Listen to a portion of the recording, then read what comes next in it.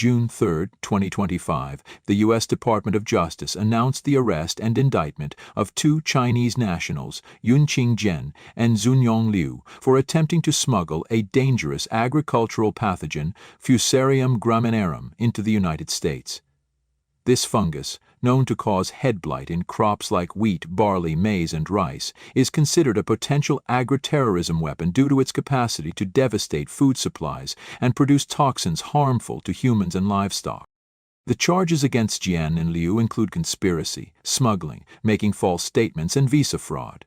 According to federal prosecutors, Liu was intercepted at Detroit Metropolitan Airport in July 2024 with concealed samples of the fungus in his backpack. Initially denying knowledge of the samples, Liu later admitted he intended to use them for research at the University of Michigan, where Jian was employed as a postdoctoral researcher. Investigations revealed that Jian, a member of the Chinese Communist Party, had received funding from the Chinese government for her research on Fusarium graminearum.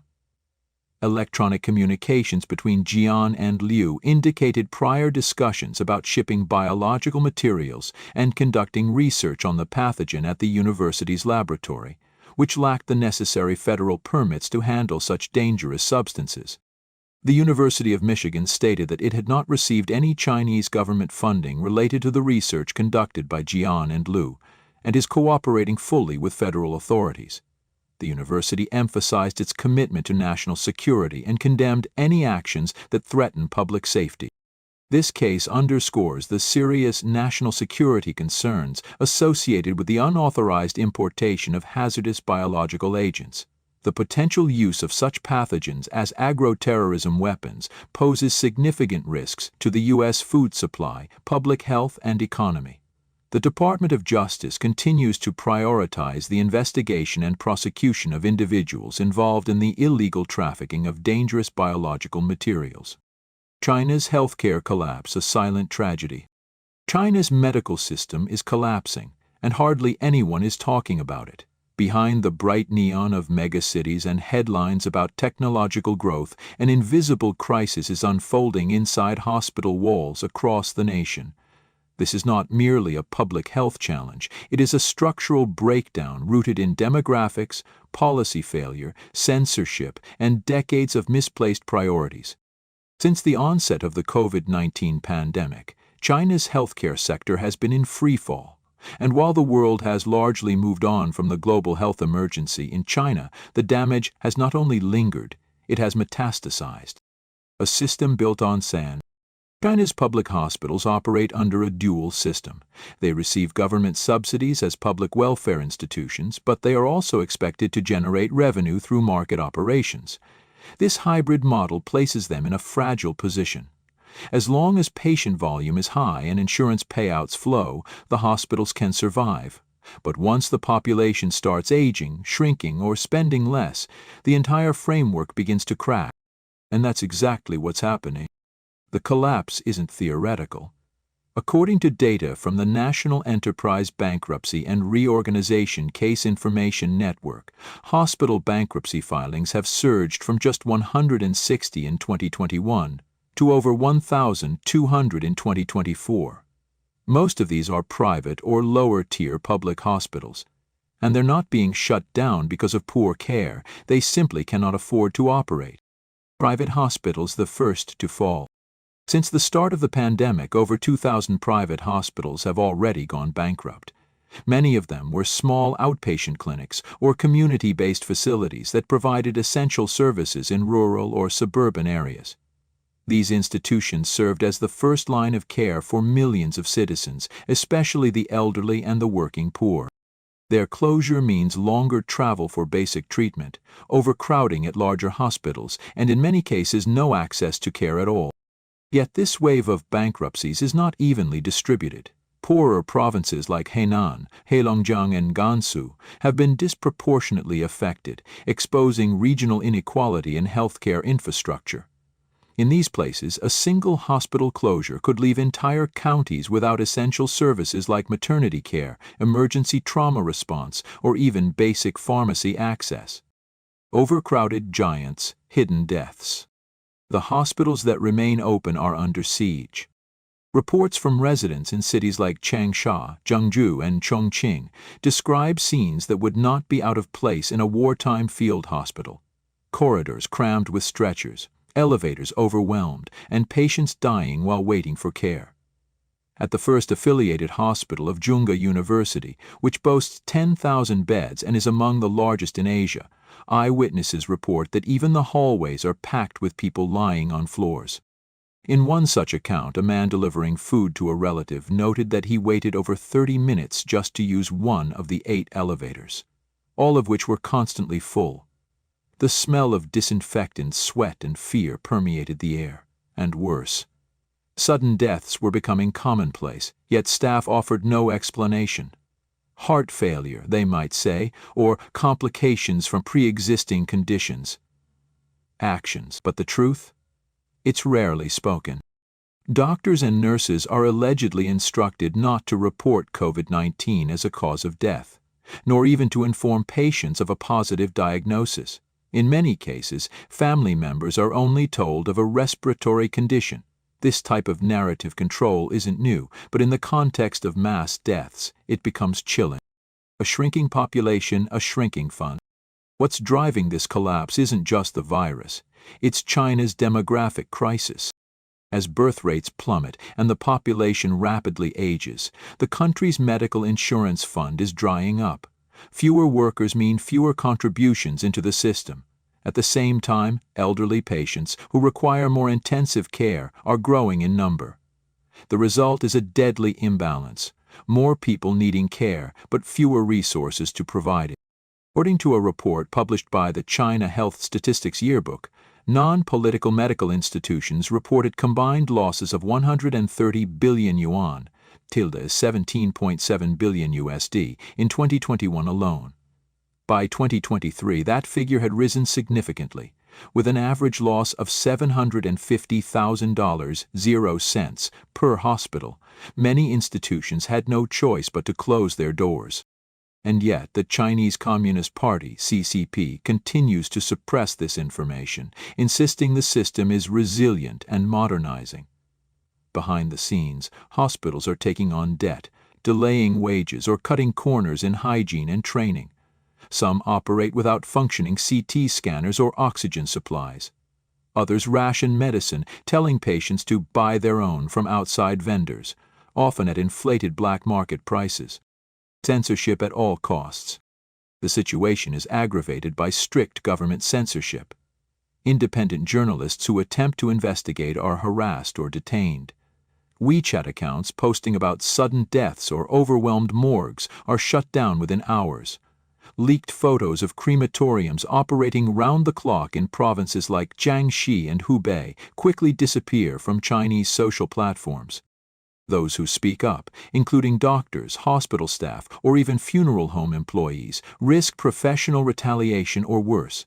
Some use pseudonyms to contact overseas media outlets like the Epoch Times, describing a silent epidemic of deaths being underreported, reclassified, or hidden altogether. In May 2025, when a quarantine order resurfaced in Shanghai, sealing off a truck and prohibiting the driver from exiting the vehicle, it triggered public anxiety. Was lockdown returning? Why the secrecy?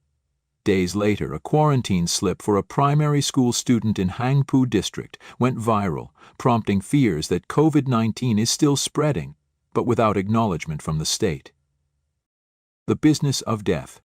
The healthcare crisis has given rise to an even darker economy, the booming business of death.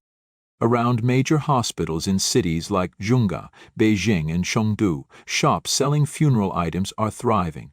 White shrouds, mourning clothes, paper offerings, and urns are in high demand. In some neighborhoods, crematoriums are so overwhelmed that families are forced to wait days for their loved ones to be processed. A resident in Zhongga said he lives near 3 major hospitals and sees the difference every day. The streets are quiet, people aren't going out, restaurants are half empty. But near the hospitals? Crowded, loud, constant traffic. Funeral supply stores are opening in every alley, he said. That tells you what's really going on. What people suspect but can't say. Among the most unsettling elements of this crisis is what people believe but cannot openly state.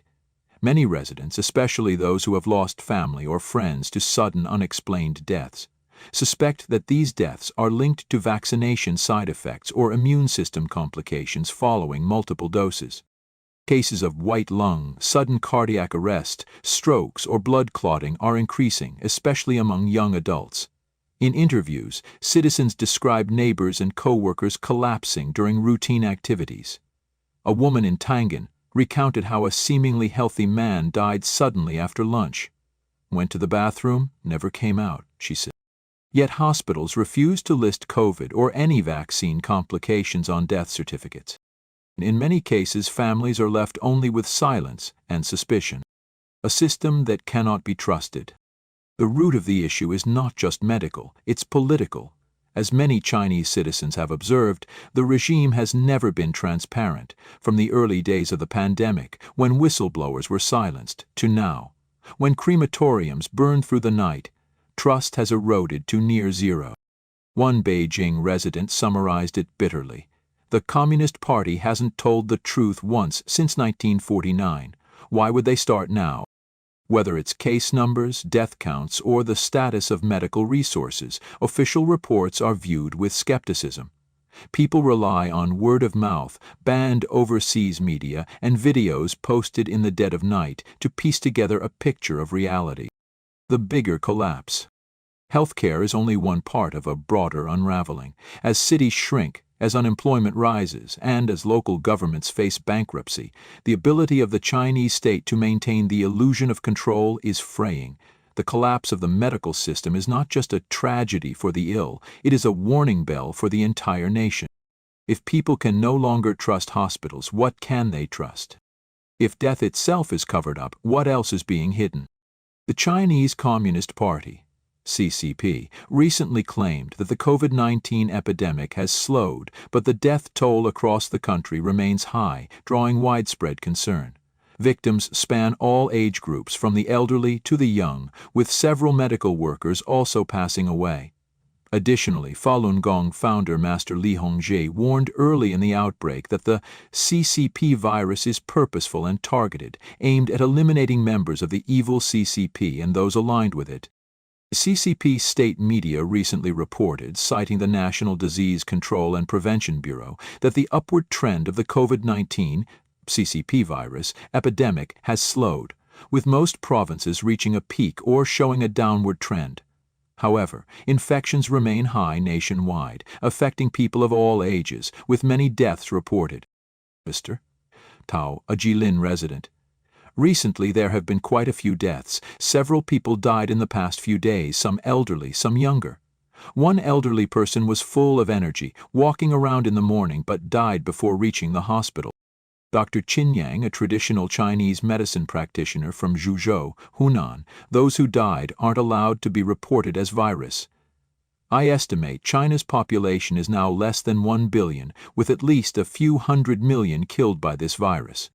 On June 2, mainland media reported that Ye Long, a 33-year-old researcher at the Guangdong Provincial Institute of Cultural Relics and Archaeology, passed away suddenly on May 27 due to a sudden illness.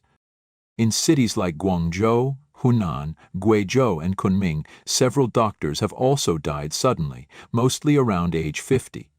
Additionally, a senior doctor from a top-tier Guangzhou hospital died of severe illness within 2 days of contracting the virus, but the hospital prohibited reporting it.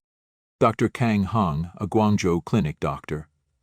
Doctors in Guangzhou's top-tier hospitals have died. The Health Bureau told us there's no need to report, just focus on disinfection, wearing masks and hand-washing. Citizens say that since the Wuhan outbreak began in late 2019, the CCP has been covering up the truth. Mu Sky, a Zhengzhou resident. Official media always lies. If they say COVID cases are rising, it means they've been high for months. I know of 2 or 3 sudden deaths around me, one in their 40s, another in their early 50s, all healthy before. There have been many deaths this year, but no one dares report it, and hospitals stay silent. According to the CCP's Disease Control Center, the dominant strains in China are currently the XDV variant and its subvariant NB1.81. The World Health Organization, WHO, recently listed NB1.81 as a variant of interest, noting its rapid spread in China and Hong Kong. Experts say this wave of the epidemic still lacks effective treatments. Dr. Lin Xiaoshu, U.S. virology expert. There's no miracle drug, no special vaccine or antiviral medication that can effectively stop this epidemic.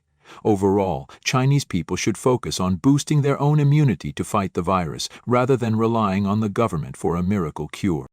Early in the COVID-19 outbreak, Falun Gong founder Master Li Hongzhi warned in his article Rationality, the current CCP virus, Wuhan pneumonia, is a purposeful and targeted plague.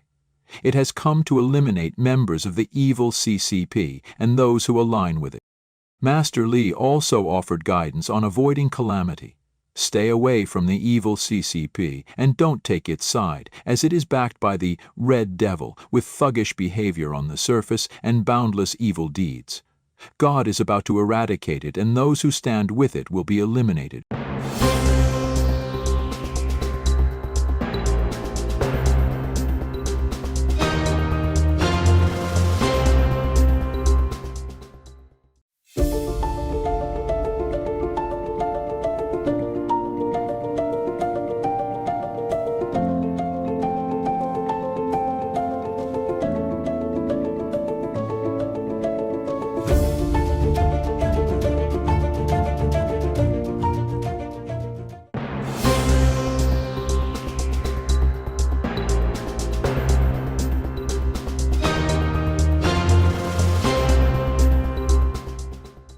Picture yourself walking through the once vibrant streets of Beijing, Shanghai, or Wuhan.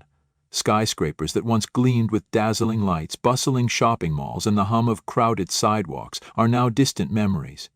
Instead, you're met with desolate boulevards, pitch-black apartment towers, and an eerie absence of human life. This isn't a sci-fi thriller. It's the chilling reality unfolding in China's major cities. People are vanishing from urban centers, not due to a pandemic or natural disaster, but because of a full-blown crisis. A collapsing economy, social unrest, and a failing system of governance. The Chinese Communist Party, CCP, with its iron grip on information, is desperately trying to conceal the dark secrets behind this unraveling. Join us as we uncover the harrowing story shaking the world's most populous nation. Ghost cities in the heart of urban China. In Wuhan, once a symbol of urban progress, shopping hubs like Wanda Plaza are now little more than shuttered storefronts. Only a third of the shops remain open while the rest are cloaked in dust, their signs fading into oblivion. In Shanghai, the once thriving Pudong district resembles an abandoned movie set. Towering buildings, once valued at millions of yuan, now flicker with just a handful of lonely lights from scattered apartments. A resident in Huizhou shared a haunting account. I live in a 30-strabic complex, but there are only 3 families in the entire building. At night, looking out my window, I feel like the last person on Earth. According to estimates, China is home to at least 78 million vacant apartments. Enough to house the population of an entire large nation. These ghost cities are no longer confined to the outskirts. They're creeping into the very heart of China's major urban centers, where people once flocked to chase the Chinese dream. Dreams shattered by crushing debt. The reason behind the exodus from China's cities is painfully clear: crippling debt. In Wuhan, the average household is burdened with over 300,000 yuan, roughly $42,000 USD, in debt, while incomes stagnate. Many young people, especially those born in the 1980s and 1990s, poured their life savings and took out massive loans to buy homes, hoping to secure a stable future. But now, property prices are plummeting. A home bought for 2 million yuan on the outskirts of Beijing is now worth just 800,000 yuan, barely enough to cover bank loans. Zhao Zhang from Zhangzhou shared his despair. I scraped together 300,000 yuan for a down payment on a 1.6 million yuan apartment. Now it's listed for 600,000 yuan and no one's biting. After paying bank interest each month, I can barely afford milk for my people. Like Zhao Zhang aren't just losing their homes. they're losing hope, forcing them to abandon cities and return to their hometowns or seek opportunities elsewhere. The collapse of Chinese property policy. The real estate sector, once accounting for 60% of China's GDP, is now the epicenter of this crisis. The Chinese government once fueled a property boom with lenient lending policies, creating a massive real estate bubble. The result? Millions of homes were built with no buyers in sight. In Xi'an, over 400 new housing projects sit unsold, while in Botou, entire apartment complexes house only a handful of residents, resembling concrete graveyards. The government once barred developers from slashing prices to protect its own interests, but now, with the bubble burst, they've let go. At least 18 cities have loosened price controls, plunging the market into chaos. One expert remarked, "The CCP's property policies weren't designed to serve the people. They were meant to drain their wealth, turning them into debt slaves." Unfinished projects. Silent agony.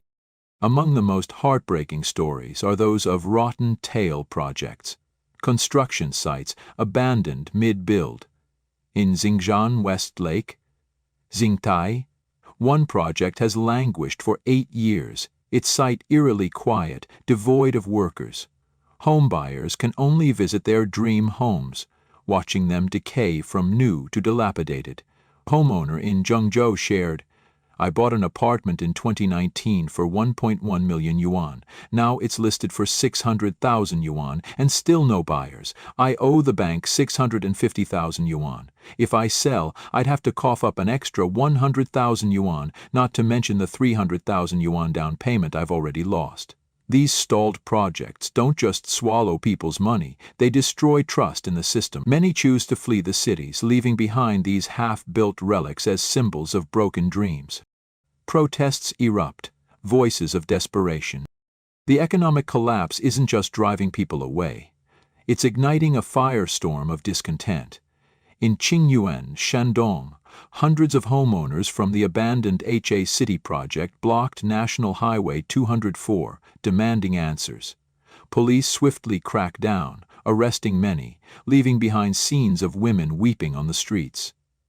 In Chengdu, workers at the Yuanda distribution center went on strike, blocking roads to protest a facility relocation without compensation. One female worker said, "We've worked our whole lives, but the company and government treat us like trash." Such protests are spreading, from megacities like Shanghai to smaller regions like Zhangjiagang. Yet instead of addressing grievances, the authorities opt for suppression, fueling social tensions. The CCP's veil of secrecy. Behind the ghost cities and protests lies the CCP's iron-fisted control. The regime tightly censors information about the property crisis and social unrest. Videos of protests on Weibo and Douyin vanish instantly, surviving only on international platforms. Data on collective incidents has been classified as a state secret since 2008, but in 2025, stories of strikes and petitions are leaking globally. An anonymous labor researcher, Yu Ming, warned the government isn't maintaining stability, it's creating pressure cookers ready to explode. The CCP's silence on issues like stalled properties, public debt, and unemployment reveals their desperate attempt to hide a comprehensive crisis. Shanghai. Cries from the seat of power. In Shanghai, once a beacon of prosperity, the story of 70-year-old Lu Dongbao exemplifies this system's failure. After decades of unresolved petitions, he stood in the Jing'an District Disciplinary Inspection Commission's lobby and shouted, "Down with the CCP!" He was arrested, accused of causing trouble, yet refuses to stay silent. "They fear us reaching Zhongnanhai more than our slogans," he said. The story of Ms. Ma, another petitioner, is even more harrowing. Her home was forcibly demolished. She was tortured in prison, both legs broken, and her mother hospitalized from trauma. People like Lu and Ma aren't just losing their homes. They're losing faith in justice, forced to flee the city or live under suffocating surveillance. Tiananmen, a truth that won't fade. The memory of the 1989 Tiananmen Square massacre still haunts China, and the CCP continues to bury the truth. Jiang Xianling, an 88-year-old co-founder of the Tiananmen Mothers, persists in demanding justice for her son Wang Nan, killed at 19. In a 2025 open letter, she and 108 victims' relatives called for the truth, a public apology, and accountability. The CCP responds with silence and censorship. Lies can't erase history, Zhang said, despite constant surveillance and communication blackouts every June. People like her, unable to endure further oppression, are leaving major cities, where painful memories are buried beneath empty skyscrapers. Political rumors. Zhongnanhai in turmoil. As cities empty, rumors of Xi Jinping's crumbling power amplify the sense of instability. Analysts point to 8 signs of his weakening grip, from purges of loyalists in the military to the rise of non-anked officials. A Beijing anti-corruption official even visited jailed businessman Ren Zixiang, a Xi critic, bearing gifts. Xi was absent from public view for 14 days in May 2025, and his name vanished from party newspapers. These developments suggest the CCP is concealing a profound political crisis, as citizens continue to flee major cities to escape the chaos. International secrets, threats from the lab. Beyond domestic woes, the CCP faces international scrutiny. The arrest of Yunin Zhen, a Chinese scholar at the University of Michigan, for smuggling a dangerous biological pathogen into the U.S. has raised alarms about covert research. Zhen, allegedly funded by a CCP-backed foundation, was caught with Fusarium graminarum, a potential bioweapon. The incident not only tarnishes China's image but prompts citizens to wonder, what else is the CCP hiding? Many intellectuals and researchers, fearing entanglement, are fleeing major cities to evade surveillance. The future: homes for pennies and desolate cities. At the current pace of decline, experts predict that within 5–10 years, China will be flooded with homes priced at mere tens of thousands of yuan yet still unsold. Major cities like Beijing, Shanghai, and Wuhan could become vast ghost cities with abandoned skyscrapers and empty streets. Citizens, especially the 80s and 90s generations, are leaving urban centers for rural hometowns or opportunities abroad. A Taiyuan resident said, "I bought my home at 13,000 yuan per square meter. Now it's worth 7,500 yuan, and still no buyers. I'd rather rent than live in this debt cage." China's future is grim, with the dream of urbanization fading into desolate cities and a fractured society. China is grappling with a comprehensive crisis: economic, social, and political. Its major cities, once symbols of prosperity, are now ghost towns with millions of vacant apartments and disappearing populations. The failure of governance, from flawed property policies to protest crackdowns, has driven people to despair. The CCP, with its relentless censorship and secrecy, is struggling to keep the world in the dark. But the cries from desolate cities, from petitioners like Lu Dongbao, and from the enduring pain of Tiananmen cannot be silenced. China stands on the edge, and the burning question remains: can the CCP continue to hide the truth, or will a social storm sweep it all away?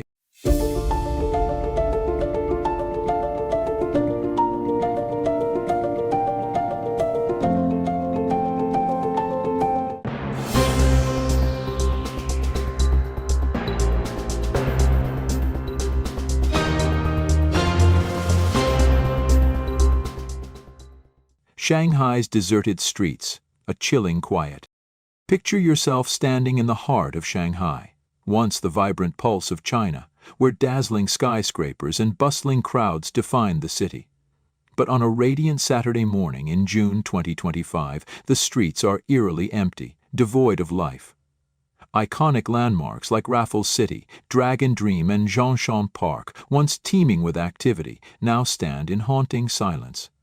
A few cars pass by sporadically, and shopping malls feel like abandoned ruins. A netizen on Douyin lamented, "Shanghai, an international metropolis, now looks like a ghost town. Where have all the people gone?" This unsettling phenomenon isn't confined to Shanghai. It's spreading to Beijing, Guangzhou, and other major cities. What's causing these once thriving urban centers to turn desolate? The invisible plague, XTV, One variant and its lasting impact. Part of the answer may lie in a resurgent pandemic. On May 29, 2025, Dr. Ai, deputy head of orthopedic trauma at Wanjing Hospital, posted a chilling warning on Douyin about a new COVID-19 variant, XTV1. It spreads faster than any previous strain and can cause respiratory failure within 48 hours, he said. Even more alarming, XTV1 triggers silent hypoxia, damaging lungs before patients notice symptoms. Dr. Lin Xiaoqi, a pediatrician in Guangdong, confirmed, COVID-19 never left China. Positive rates are skyrocketing. Data from China's Center for Disease Control and Prevention, CDC, shows that in the last week of April 2025, the positivity rate hit 16.2%, double that of early April. Yet the Chinese Communist Party, CCP, is accused of downplaying the crisis. Doctors are reportedly pressured to label cases as flu A or mycoplasma pneumonia to minimize public alarm. Social media posts reveal entire families infected, with symptoms like severe sore throats, coughing up blood, and high fevers. A Guangdong user wrote, "All 12 people in my family tested positive. It spread so fast." Could this epidemic be emptying the streets? Economic collapse, empty malls, and shattered dreams. Beyond the pandemic, a deepening economic crisis is driving people into hiding. Shopping malls, once symbols of prosperity, now stand deserted. In Shanghai, a wealthy landlord shared on Douyin, "I spent 3 million yuan renovating apartments, but no one's renting. Rents have dropped for 12 straight months." Shanghai's population feels like it's shrinking. In Beijing, the iconic Friendship Store, a symbol of luxury, has shuttered, alongside countless other malls. The service industry is collapsing. Shanghai hair salons charge just 810 yuan, rates not seen in 30 years. One barber confessed, "We work until our hands shake, but we barely make enough to survive." Even e-commerce, once a lifeline, is crumbling. An online seller vented, "I spent 10,000 yuan on ads, but earned only 5,000. How can we survive?" Fierce price wars and plummeting demand have pushed 70% of e-commerce businesses to the brink of bankruptcy. Job crisis. Graduates face a harsh reality. The job market is exacerbating the desolation. In 2025, a record 12.22 million college graduates entered the workforce, only to find opportunities non-existent. At Yunnan University, the employment rate is a dismal 21.21%, with some departments as low as 3.83%. A master's graduate in Zhejiang shared, "I sent out 8,000 resumes and attended countless job fairs, but I'm still unemployed." Many graduates settle for low-paying jobs earning 1,000, 2,000 yuan a month, barely enough to survive. A Shanghai student lamented, "Are there no industries that need workers?" This despair has driven many young people to stay home or return to their hometowns, leaving cities eerily quiet. A netizen remarked, "No jobs, no money. How can young people go out and spend? No wonder the malls are empty." The population mystery. Where are the 1.4 billion people? The disappearance of people isn't just a feeling, it's backed by growing suspicions about China's population. The CCP claims a population of 1.4 billion at the end of 2024, but netizens from Anhui, Liaoning, and Fujian are skeptical. One Anhui user revealed, "A friend in the public security system says the registered population is only 760 million. Another in Liaoning echoed, "The real population is around 700–800 million. Scholar Li Yuanhua, using analysis from XAI's Grok 3, estimated that China may have lost 1.52 billion people during the 3 years of the pandemic, a staggering claim the CCP allegedly conceals. Viral social media videos show empty train stations, malls, and streets in Shenzhen, Jiangsu, and Zhejiang. Even rural areas are dotted with ghost villages and abandoned towns. A Chongqing user wrote, "A city of 30 million feels lifeless. Poultry markets and vegetable stalls are deserted. What's going on?" Ghost villages and abandoned hospitals, a terrifying scene. The desolation extends beyond cities to rural areas. In Guangdong, Pingdi village in Shaoguan is completely abandoned, with homes deserted and fields overgrown with weeds. In Jiangxi, a town once home to 10,000 people now houses just a handful, its high-rises covered in vines and windows shattered. A Henan resident filming an abandoned town exclaimed, "This place had tens of thousands, now it's down to a few hundred. No birds, no life." Abandoned hospitals add to the horror. In Beijing, a burn treatment hospital stands locked, its equipment dusty, medicines expired, and hundreds of teeth inexplicably left in an operating room. "Why are there teeth here? This hospital feels like a horror movie," one visitor said. These scenes raise a chilling question. Are the pandemic and economic collapse silently erasing the population?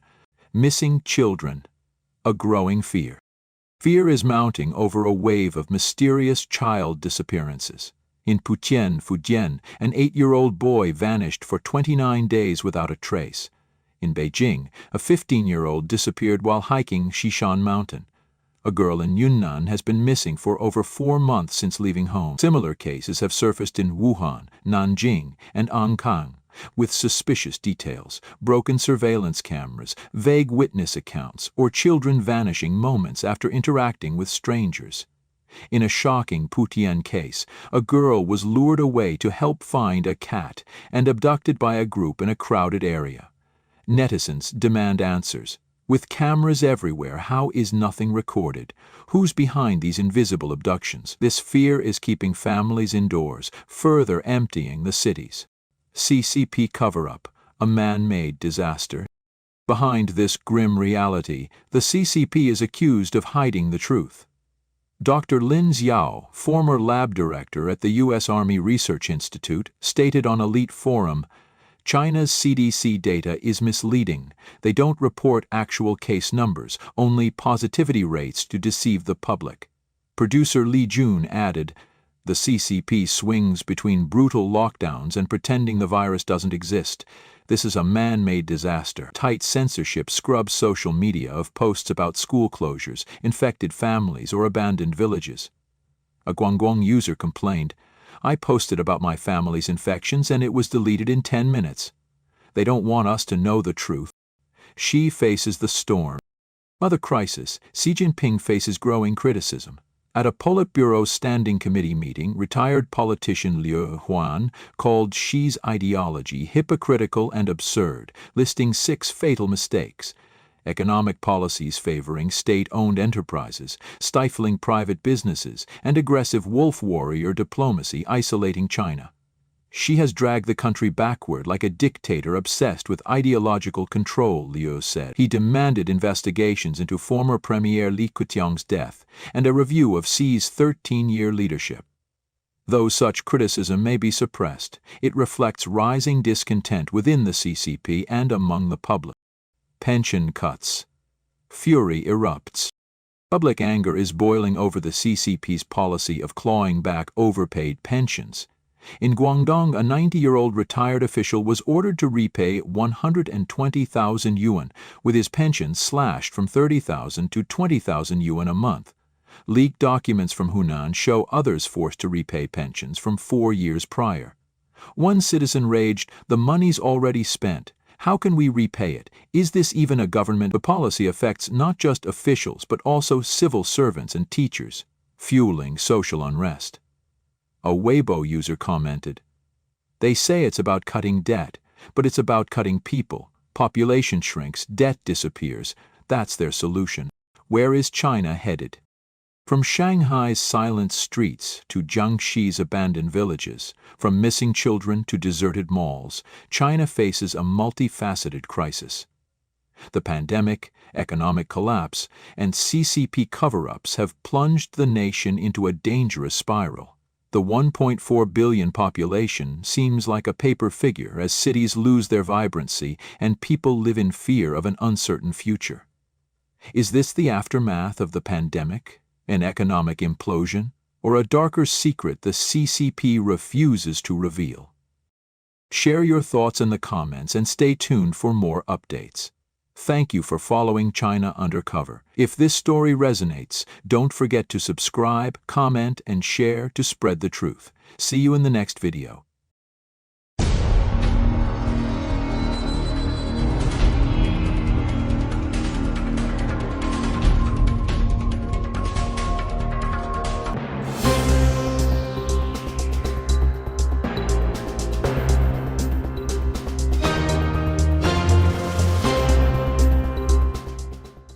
China's healthcare system, long glorified by state media as a symbol of national progress, is in fact decaying from within. Behind the gleaming hospital walls and state-of-the-art equipment presented to the world lies a bureaucratic machine riddled with corruption, negligence, and institutional rot. From the chaotic early days of the COVID-19 pandemic to the ongoing stream of silent tragedies unfolding daily in local clinics and emergency rooms, the failures of Chinese hospitals have not only claimed countless lives, but also exposed a deeply entrenched culture of mismanagement and abuse of power. Stories of doctors demanding bribes for surgery, fake ambulance services extorting patients' families, or hospital administrators embezzling public health funds are no longer shocking. They've become disturbingly routine. Throughout the COVID-19 crisis, hospitals across China became infamous not for saving lives, but for abandoning them.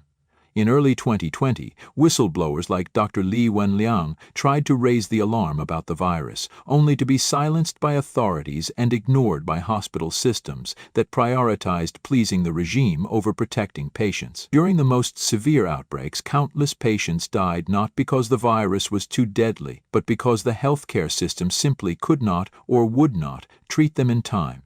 Social media was flooded with images of patients lying helpless on hospital floors, gasping for air without oxygen tanks, while exhausted medical staff were forced to turn people away at the gates. Instead of transparency and triage, hospitals operated in an atmosphere of fear, secrecy, and performance, where image mattered more than ethics. These institutional failures did not vanish with the end of the pandemic. In recent years, China has witnessed a string of heartbreaking cases that reveal the full extent of the healthcare system's decay. Recently, a 27-year-old woman died in Sanya after being bitten by a snake. Not because the bite was untreatable, but because 2 hospitals misdiagnosed her, delayed treatment for hours, and failed to provide even the most basic emergency care. In another infuriating case, a dying elderly man in Zhangjiang was charged over $250.00 for a 3-kilometer ride in a so-called ambulance, in reality an unlicensed scam operation allowed to function openly under the indifferent gaze of hospital officials. These stories are not outliers, they are the norm. Worse still, rampant corruption within China's hospital system has turned an already dire situation into an unbearable crisis.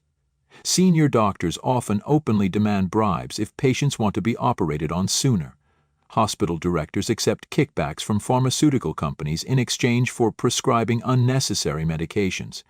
Public funds meant for rural health care are routinely embezzled, leaving millions in remote areas without access to even the most basic medical services. While the Chinese Communist Party continues to boast about universal health care coverage, the reality faced by ordinary people is a dystopian nightmare: endless waiting lines, apathetic doctors, and life or math decisions dictated not by need, but by money. In this report, we will examine just a few among countless incidents that reveal the true face of China's crumbling healthcare system, a system where human life is valued less than profit, where errors are concealed, and where justice for victims is almost non-existent. A new virus variant is spreading rapidly in China, prompting warnings from local doctors about the risk of long-term health effects. The calm days are over. The United States has tightened its visa policy, sending hundreds of thousands of Chinese students into panic. The visa storm has truly struck. Currently, around 277,000 Chinese students in the U.S. are facing potential deportation or visa revocation as U.S.-China tensions intensify. All developments are being covered in today's edition of China Truths. Back to the epidemic. A new variant called XTV1 is sweeping across multiple provinces in China. a deputy chief physician from the orthopedics department of Wanjing Hospital under the China Academy of Chinese Medical Sciences, released a video on the Douyin platform warning of a sharp spike in COVID-19 cases.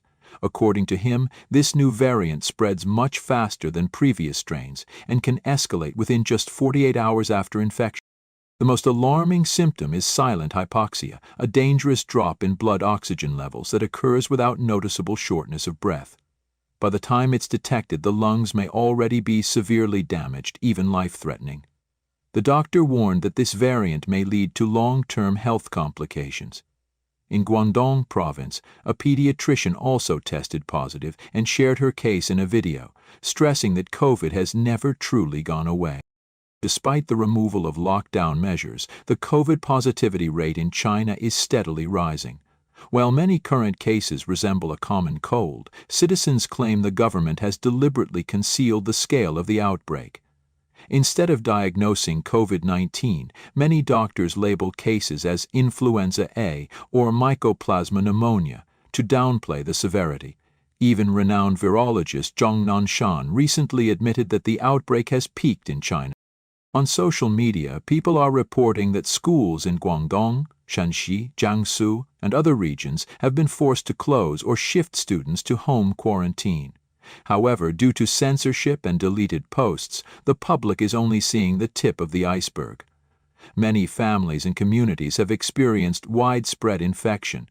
One user posted, "All 12 members of my family caught it. The spread is insane." Another wrote, "3 of 5 in my household were infected. My youngest brought it home from kindergarten." Someone else commented, "All 3 of us have pneumonia. My monthly salary isn't even enough to cover the hospital bills." Since May, young adults have been frequently reporting infections, some for the 3rd or 4th time, suggesting possible cumulative health effects. Another post mentioned that deaths in Qingdao have been increasing since early 2025. According to China's CDC, April saw 168,570 new COVID cases, with 340 severe cases and 9 deaths. In week 18 of 2025, late April to early May, the National Influenza Surveillance System recorded a COVID positivity rate of 16.2%, more than double the 7.5% from early April. COVID has ranked as the top respiratory illness in outpatient cases for 3 consecutive weeks. Vida Lin Qiuqiao, a virologist and former lab director at the U.S. Army Research Institute, said during the Elite Forum program that China's CDC data is highly misleading. They only release positivity rates without revealing the actual number of infections, he stated. "That's why I consider it deceptive." Independent journalist Lai Jun, who also appeared on the program, said that COVID never truly left China. Instead, the CCP has swung between 2 extremes, either imposing draconian lockdowns with no scientific basis, or pretending the virus no longer exists, ignoring rising death tolls. For the Chinese people, he said, this is an unprecedented catastrophe, a disaster caused by both nature and human mismanagement. In a shocking display of exploitation within China's healthcare system, an elderly man in Zhanjiang, Guangdong province, was charged over $250.00 for a mere 3-kilometer ambulance ride that lasted less than 15 minutes. As the man lay dying from heart failure, cancer, and multi-organ collapse after 2 months in the hospital, his family was told by doctors that further treatment was pointless. Left with no choice, they decided to bring him home for palliative care.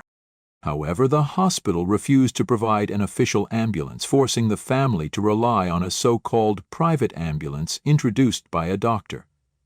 The vehicle looked official from the outside, with flashing lights and staff dressed to imitate medical personnel.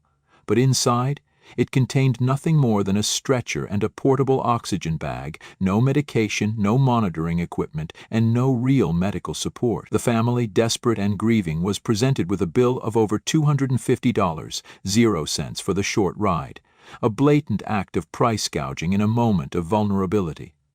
Unfortunately, this kind of predatory behavior is not unique. In another case earlier this year, A woman in Shanxi province paid more than $1,170.00 to transport her terminally ill father 800 kilometers from Beijing, after agreeing to what she believed was a fair price of around $1.00 per kilometer. Once the journey began, hidden charges piled up. A filthy blanket cost $42.00. 6 ice packs for her father's fever totaled another $42.00. Suction procedures were billed at $8.00 each. Breakfast was $14.00. And additional fees for oxygen and monitoring were added without notice. By the time she realized the full cost, it was too late. These are not isolated incidents. They are symptoms of a system that allows unregulated, unauthorized ambulance services to thrive, preying on families in distress. Hospitals deny responsibility, local governments fail to regulate, and grieving relatives are left defenseless against a network of opportunists who see human suffering as a lucrative business. What's happening in China is not just negligence, it's institutionalized exploitation, carried out in plain sight and protected by silence. As long as authorities turn a blind eye, countless families will continue to be deceived, extorted, and abandoned, even as their loved ones take their final breath. 27-year-old woman dies after snakebite in Sanya's family blames hospitals for misdiagnosis and delayed treatment. A 27-year-old woman from mainland China tragically died after being bitten by a snake while traveling in Sanya Hainan province. Her family alleges that a series of medical errors and delays by 2 local hospitals directly led to her death. The case has sparked widespread anger online and quickly climbed to the top of China's trending news lists. According to a post published on June 3 by the victim's younger sister, known online as Xiao Li, her sister, referred to by the pseudonym Tian Tian, was bitten by a snake on the night of June 1 while vacationing in Sanya. She was taken to 2 different hospitals for treatment, but ultimately passed away early the next morning on June 2. According to reports from Red Star News, the family believes that the first hospital, Sanya Central Hospital, misdiagnosed the case and delayed treatment, while the second facility, Sanya 425 Hospital, provided inadequate emergency care. They say the hospital's negligence was the decisive factor in her death. The tragedy reportedly began around 11 p.m. on June 1, when Tian Tian was bitten by a snake. Her family rushed her to Sanya Central Hospital, where she arrived at approximately 1 a.m. on June 2. Blood tests showed elevated white blood cell counts and low platelets, but doctors dismissed the possibility of a snake bite, instead diagnosing it as a bug bite or an unknown bite. Based on that diagnosis, they administered only basic saline fluid. When she vomited, they gave her anti-nausea medication. It was not until she began convulsing and experienced numbness in her tongue that doctors finally agreed to transfer her to another facility. However, the transfer only led to more confusion. At Sanya 425 Hospital, instead of taking the patient directly to the emergency room, staff inexplicably sent her to a general ward on the 5th floor. A room with no life-saving equipment whatsoever. According to Xiao Li, by the time her sister arrived, she was already unconscious and the critical window for proper intervention had passed. The family claims the first hospital delayed proper treatment by over 4 hours, which proved fatal. The incident has drawn widespread criticism from netizens across China. One user wrote, "The first hospital must be held accountable, regardless of whether it was a confirmed snakebite. Basic emergency protocols should have been followed." Another commented, "Sanya is full of snakes. After 7 p.m., don't go near the beach, forest, or anywhere remote." Others emphasized the importance of documenting the snake for proper antivenom treatment, while many condemned the hospital's apparent lack of preparedness and training. In response to the growing public outrage, Sanya's Health Commission confirmed on June 3 that they had launched an official investigation, held emergency meetings, and begun reviewing medical records from both hospitals. This case has become yet another example of China's deteriorating medical accountability, where patients in critical condition fall victim to misjudgment, negligence, and a bureaucratic healthcare system unable to respond swiftly when every second counts. As the family mourns their loss, the public is once again left asking, How many more lives must be lost before hospital negligence is truly addressed? Impending catastrophe, the final agony of the Chinese Communist Party. Since the beginning of 2025, a series of harsh and unprecedented events has swept across China, almost as if heaven and earth themselves are signaling the collapse of a regime that has ruled with an iron fist for nearly a century. From extreme natural disasters and medical crises to brutal political infighting and the most intense confrontation with the United States in decades, the Chinese Communist Party, CCP, finds itself besieged on all fronts. And the harder it fights, the deeper it sinks into a swamp of self-destruction. On April 11, a massive sandstorm originating from Xinjiang, Gansu, and Inner Mongolia swept across 18 provinces and cities, ravaging everything in its path from north to south, even reaching as far as Hainan Island. In Beijing, wind speeds reached force 14 on the Beaufort scale, toppling more than 1,200 trees.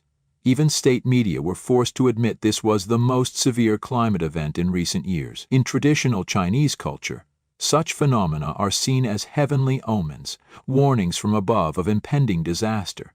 And when one looks at the current state of Chinese society, it's difficult to believe this is merely coincidence.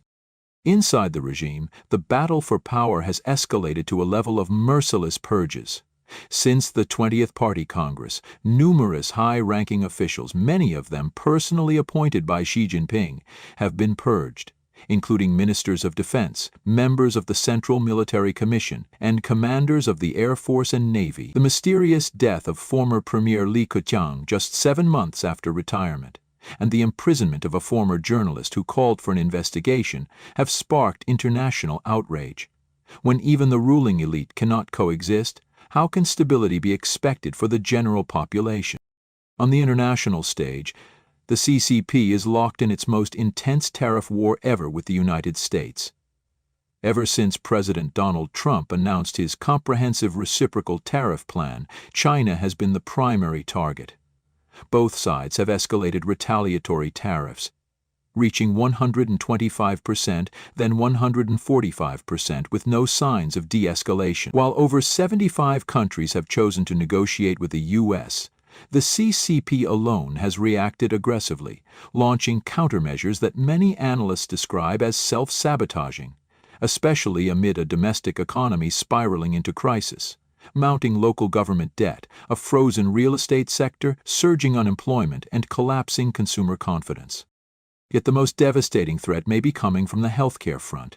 In April, WHO Director General Tedros Adhanom warned that the next global pandemic could erupt at any time.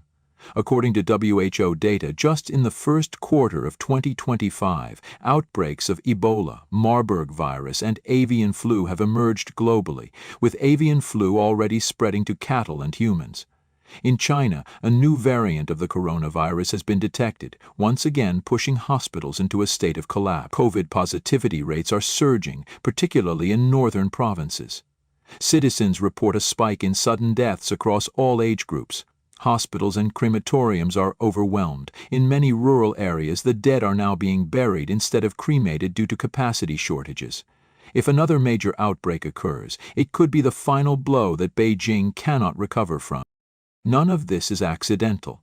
A regime that has brutally persecuted religious faith for over 26 years, especially its barbaric crackdown on Falun Gong, including atrocities like live organ harvesting, has amassed a karmic debt too great to ignore. Over 440 million Chinese citizens have openly withdrawn from the party. Youth League and Young Pioneers, a spiritual awakening of unprecedented scale in modern history. While the CCP continues to lie, suppress, and violate human rights, a movement for justice and truth has begun to rise from within the Chinese people themselves. If heaven truly sees all, then what we are witnessing now is merely the beginning of the inevitable collapse of a regime whose crimes against its own people and against humanity can no longer be forgiven. The catastrophe is no longer far away. Indeed, it may be the final, fatal blow that brings an end to the Chinese Communist Party.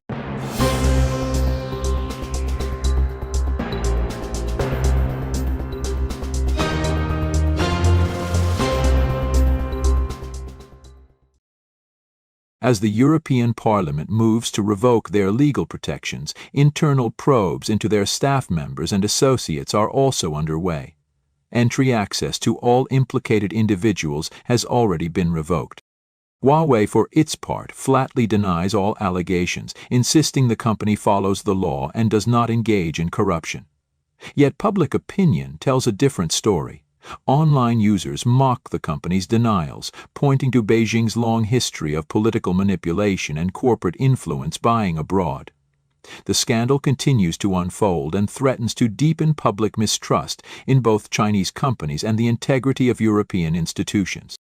Canada, the shadow of CCP interference. Farther north, Canada is gripped by anxiety as its federal election draws near.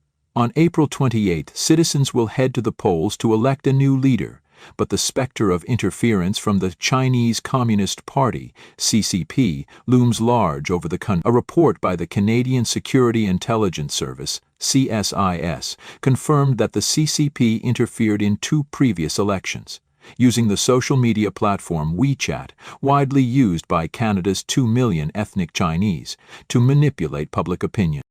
A recent disinformation campaign on WeChat, believed to be orchestrated by Beijing, praised incumbent Prime Minister Mark Carney and suggested he would deepen cooperation with China if re-elected. Human rights activist Shenu issued a stark warning. CCP interference is real. This is not just a topic for discussion. It demands immediate action. Both the Conservative and Liberal parties have issued countermeasures. The Liberals pledged to modernize national security tools and criminalize transnational repression, while the Conservatives promised to expedite Bill C-70, which strengthens anti-money laundering laws, often tied to foreign interference efforts. But with Election Day approaching, fears of CCP manipulation continue to grow, threatening to undermine confidence in Canada's democratic institutions. The CCP, backing Russia's war machine? On the international stage, the CCP has emerged as a key enabler of global chaos, most notably through its support of Russia's war in Ukraine. Since 2013, Xi Jinping has met with Vladimir Putin 63 times, solidifying a no-limits partnership just before Russia's second invasion of Ukraine in 2022.